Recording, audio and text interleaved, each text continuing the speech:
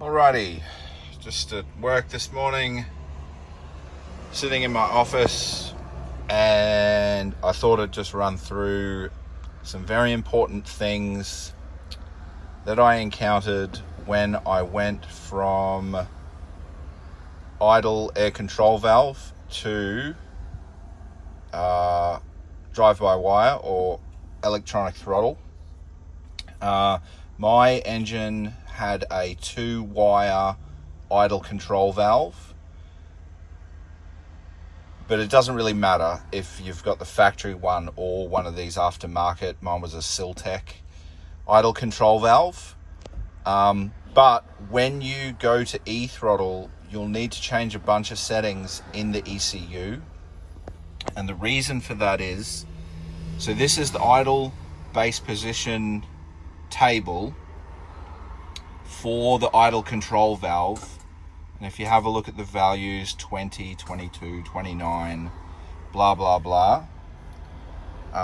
If we go to a different file, so let's have a look. What's this one? Okay, so I copied the values from, I went to the base map and I copied the values from a VW Golf base map, and their values are 0.8 to 0.6, 0.5, 0.4, 0.3. So 0.8 to 0.3, which is a drastic difference, right? And what the symptom is as soon as you start the car with these old values here, even if your E-Throttle stuff that you've set up is correct, the car's going to want to rev to like 5,500 RPM. So you need to change this. So idle base position table. If you're not sure, I mean, you can copy these values that I used. I haven't finished setting it up, so just be aware. But with these values, it idled pretty much at my target.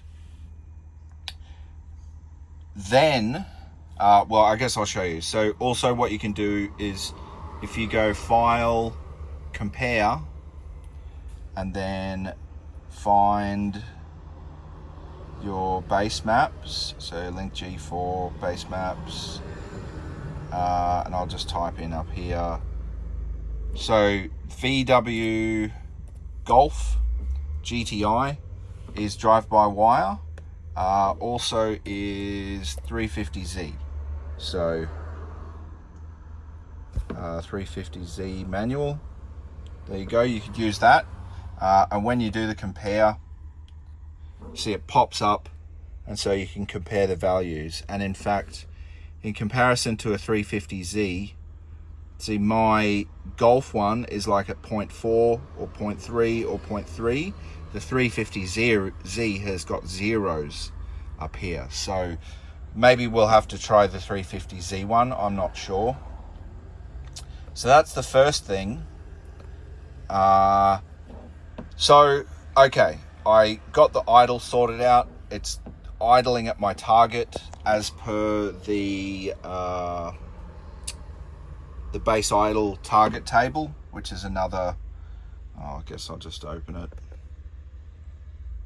No, 2D table, where is it? Idle target RPM table. Okay, so here's your idle target RPM table. I just left those values the same as what it was when it was on normal throttle.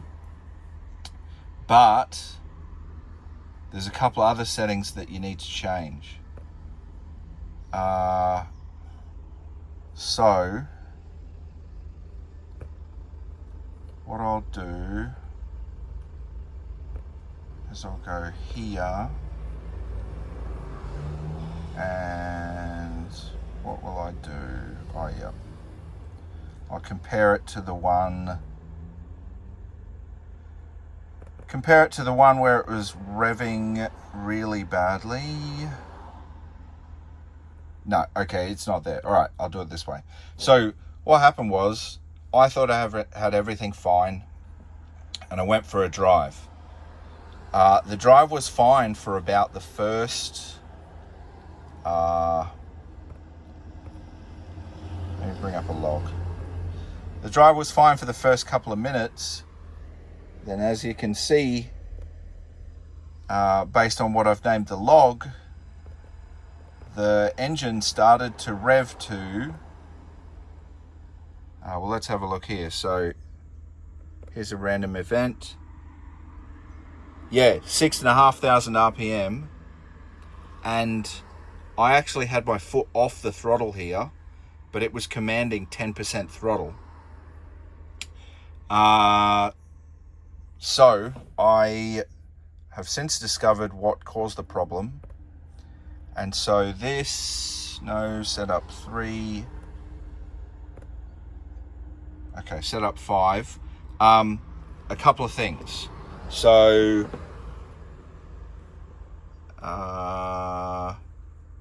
this AC step up table. So when I, on my old tune, this was set to 10.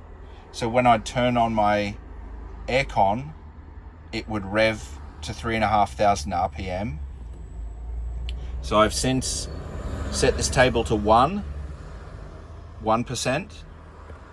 So you need to adjust the AC step table. And then the other one,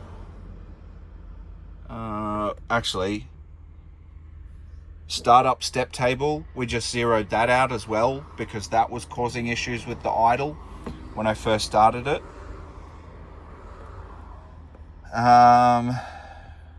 But E-Throttle, where is it? Nope, idle.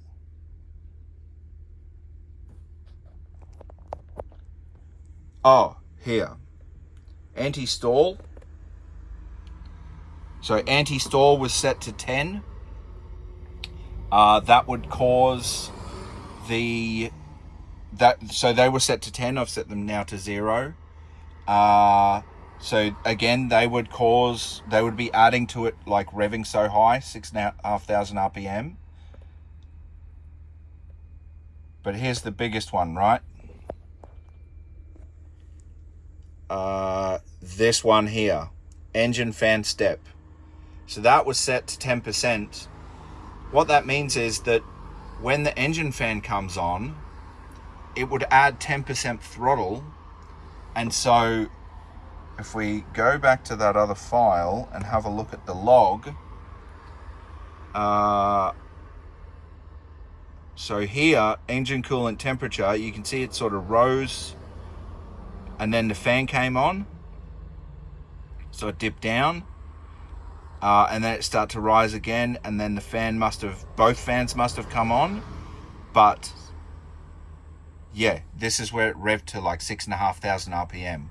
So essentially, I was sitting by the side of the road with the car in neutral and it free revving to 6,500 RPM. And then when I went to try and drive home, I had to put my foot on the brake and hold the handbrake on and put it in third just to sort of load up the engine so that it wouldn't like rev to redline. So those are the 3 things you need to do, or 4 things, whatever they are. Go back through the video and check. But engine fan step, a big one. AC step will only happen if you turn on the AC. Startup step, the base idle position table, and yeah, whatever else I previously mentioned. So if you found that helpful, please leave us a like. If I stopped you from blowing up your engine, click subscribe. I haven't quite tested all of this, so subscribe to see the results. I will try and let you know about anything else I've had to change. Actually, one other thing was, just got to find where it is. Oh yeah, E-Throttle. Oh, no, it's not. Okay, so one other thing is, so go here to the ECU settings, go to AUX 9.